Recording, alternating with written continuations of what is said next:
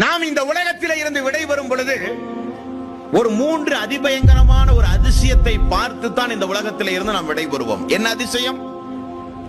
ஒன்று, இதுவரை நான் பார்க்காத மலக்குமார்களை நாம் ஒவ்வொருவரும் நிச்சயம் பார்ப்போம். அது எந்த ஜாதி மதத்தை உடையவர்களாக இருந்தாலும் சரி. இனி ஒரு